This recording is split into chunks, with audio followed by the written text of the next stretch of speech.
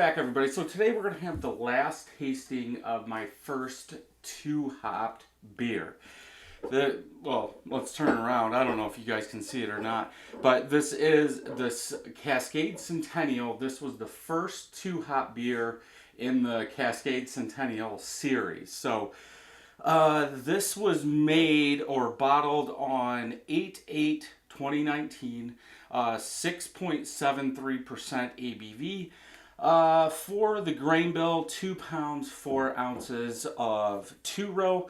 Now, a smash beer is a single hop, single malt. This is a single malt, but we're using 2 hops. So this one uses 1 hour boil, 0.25 ounces of Cascade at 60 minutes, 0.25 ounces of Centennial at 10 minutes, 0.25 ounces of Cascade at 5 minutes, then 0.25 ounces of each 3 days into dry hopping. Per Beersmith, this came out to be 31.2 IBUs. The Cascade, excuse me, was from 2018, and that was 4.4% alpha acids. The Centennial was 6% alpha acids. That was also from 2018. This was bottled using the Mr. Beer or Cooper's tablets. You'll have to go back to the first video, as I don't remember now. So we'll open it. We'll see if we have a rocket or if it's nice and easy. We also will look at the haziness of this, as it has been sitting, and sometimes when you make a beer, the protein yeast will stay in suspension a little bit, but later on it'll clear out, it'll fall to the bottom. So let's see if that happens on this. I do see some bubbles coming up, not very many. And for the Cascade hop, it's floral, citrus, maybe a little bit of pine, and the Centennial is just a super Cascade. So most of the time I do get more grapefruit. If you've been following this series, that's what I say a lot, is I get more grapefruit from the Centennial and more floral from the Cascade.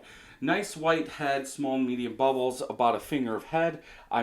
Don't think it's been this big, but it does look like a nice head. If we look at the color, it is clear. I do see some yeast protein floating in there, but not very much. Lots of bubbles coming up. Almost looks like a sour, like as far as the bubble level. Sorry if you can hear my dog barking. But yeah, nice clear. I can see the bell sign. I can see the light box, everything. Let's go ahead and smell.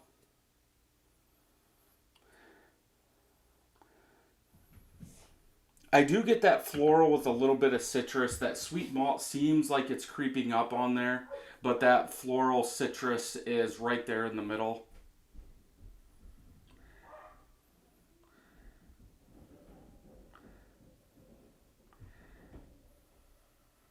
Yeah, that floral citrus now is like all I'm smelling. I'm not smelling that sweet malt like we've got in a couple of the other older ones.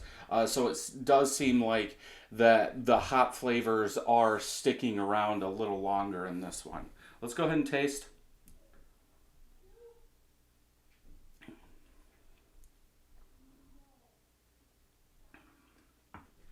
I get some of that floral right up front, and then that sweet malt comes. Then in the back, it's kind of a bitter citrus. Aftertaste is more floral, sweet malt. And again, so this is 4 months old, as this is the middle of December. I think it's hanging around just fine, but I think that sweet malt is starting to take over.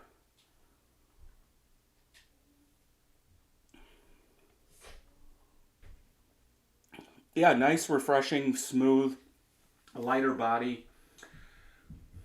I would think this would be a good summer beer for somebody that does like floral. I'm not a big floral fan, but I think it tastes fine.